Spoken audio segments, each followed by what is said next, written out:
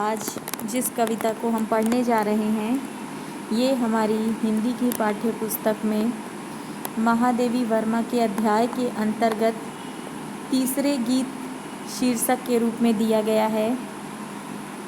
जो यह गीत है ये महादेवी वर्मा की सांध्य गीत नामक काव्य संग्रह से लिया गया है। आइए अर्थ देखते हैं।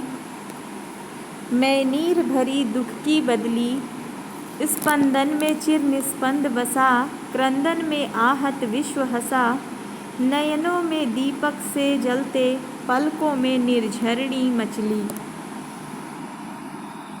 यहाँ पर महादेवी जी अपने जीवन की तुलना बादलों से, बदली से करते हुए कहती हैं कि मैं नीर भरी दुख की बदली, मैं नीर भरी पानी से भरी हुई दुख की बदली हूँ। अर्थात जो मेरा जीवन है वो दुख की जो बदली है, जैसे बादल में पानी भरे होते हैं उसी प्रकार से मेरा जीवन ये दुखों की बदली से भरा हुआ है।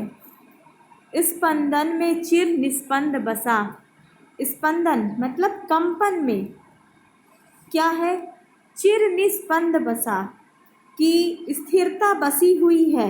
कैसे कि जिस प्रकार से बदली में एक कंपन होता है लेकिन फिर भी स्थायित्व रहता है, उसी प्रकार से मेरे अंदर विरह से उत्पन्न होने वाले दुख के कारण कंपन तो होता है लेकिन फिर भी मैं स्थिर बनी हुई हूँ।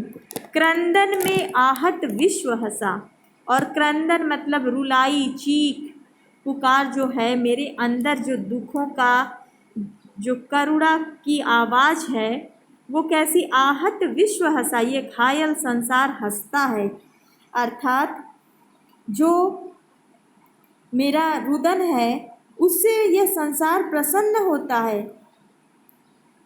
नयनों में दीपक से जलते, पलकों में निर्झरणी मचली।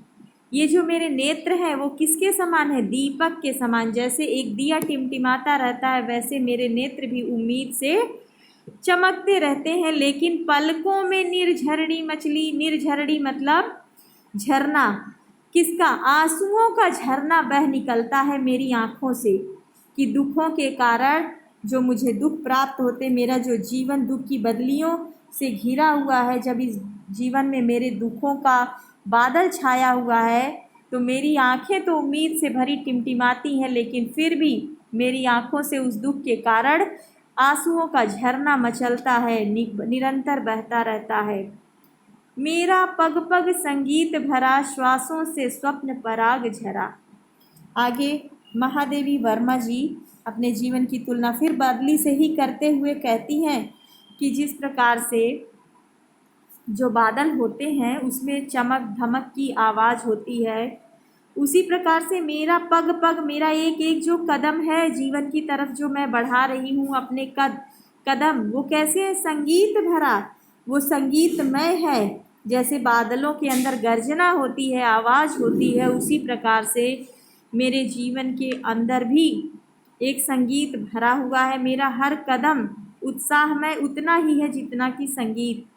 श्वासों से स्वप्न पराग झरा, और मेरे जब मैं सांसें लेती हूँ, मेरी जो जीवन चल रही, मेरा जो जीवन यात्रा चल रही है, इससे स्वप्न पराग झरा, मेरे जो सपने हैं वो पराग की तरह झड़ते चले जा रहे हैं। अर्थात मैं जो मेरा प्रियतम है मैं उसकी कल्पना में खोई रहती हूँ, मेरे सपने एक एक करके पराग के रूप में झरते रहते हैं। नभ के नवरंग बुनते, दुकुल छाया में मलय बयार पली। दुकुल का अर्थ होता है दुपट्टा, कि नभ के नवरंग बुनते दुकुल, कि ये जो नभ है आकाश है, इसमें नव रंग बुनते मतलब कि इसमें इंद्रधनुष के रंगों की सी छटा बिखरती है। छाया में मलय बयार पली, और क्या होता है कि जो मलय पर्वत से आने वाली शीतल हवाएं चलती हैं, मंद सुगंधित हवाएं चलती हैं, उसी प्रकार से मेरे जीवन में मेरे प्रियतम की जो यादें हैं वो इतनी ही मधुर लगती हैं। जैसे बादल होते हैं वर्षा हो जाती है। वर्षा के पश्चात इंद्रधनुष को की छटा देखते ही बनती है। उसी प्रकार से जब मैं इन दुखों से आहत होकर, पीड़ित होकर निरंतर रोती रहती हूँ, तो मुझे अपने प्रियतम की जब याद आती है, तो प्रियतम की जो वो याद है वो मेरे लिए इंद्रधनुषी रंगों के समान सुखकारी होते हैं। और जैसे ठंडी शीतल मंद वायु मलय पर्वत से आती है और मन को सींच जाती है, ठंडक प्रदान करती है, वैसे ही प्रियतम की वो याद भी मुझे ठंडक पहुंचाती है।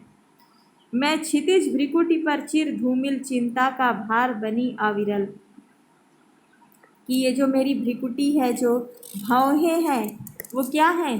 क्षितिज के समान है, जिस पर धूमिल मतलब धूल धूसरित, जो पारदर्शी ना हो, वो चिंता का भार बनी अविरल, उस पे चिंता के बादल छाए हुए हैं। कि मेरी जो भ्रिकुटी है वो क्षितिज रूपी भ्रिकुटी है, वहाँ पर चिंता के बादल निरंतर छाए रहते हैं। रज कण पर जल कण हो बरसी, नव जीवन अंकुर बन निकली। आगे महादेवी वर्मा जी कहती हैं कि मेरा जो चिंता रूपी भार है, जो बादलों के समान छाया हुआ है, वो बरस पड़ता है आँखों के माध्यम से रज कण पर।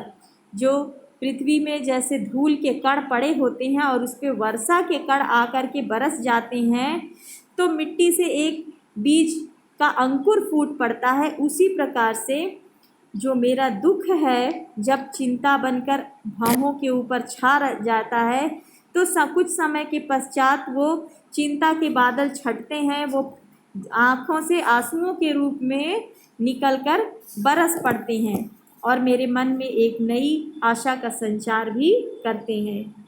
पथ को न मलिन करता आना, पद चिन्ह न दे जाता जाना, सुधि मेरे आगम की जग में, सुख की सुहिरन हो अंत खिली। आगे कहती हैं कि जैसे पथ को न मलिन करता आना, कि जब बादल होते हैं आकाश में, तो बादलों के आने या जाने से कोई गंदगी नहीं फैलती आकाश में। उसी की तुलना वो कह रही हैं कि बदली के छा जाने से पथ को न मलिन करता आना, कि जो बदली होती है वो आकाश के मार्ग को गंदा नहीं करता। पद चिन्ह न दे जाता जाना, और जब वो बादल चले जाते हैं तो अपने कोई निशान वहाँ नहीं छोड़ जाते हैं।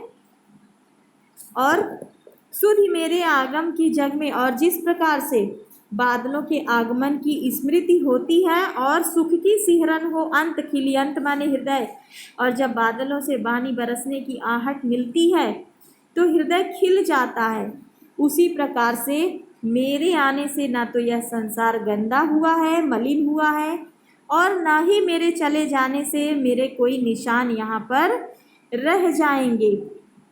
फिर भी मेरे आने की जब स्मृति संसार में होगी, तो लोगों के मन में कुछ न कुछ तो उल्लास की भावना उत्पन्न होगी। विस्तृत नभ का कोई कोना, मेरा न कभी अपना होना, परिचय इतना इतिहास यही, उमड़ी कल थी मिट आज चली। फिर बदली के से ही तुलना करते हुए महादेवी वर्मा जी कहती हैं कि विस्तृत नभ, ये आकाश बहुत विशाल है, असीम है, फैला हुआ है यहाँ से वहाँ तक, लेकिन कोई भी कोना मेरा न कभी अपना होना।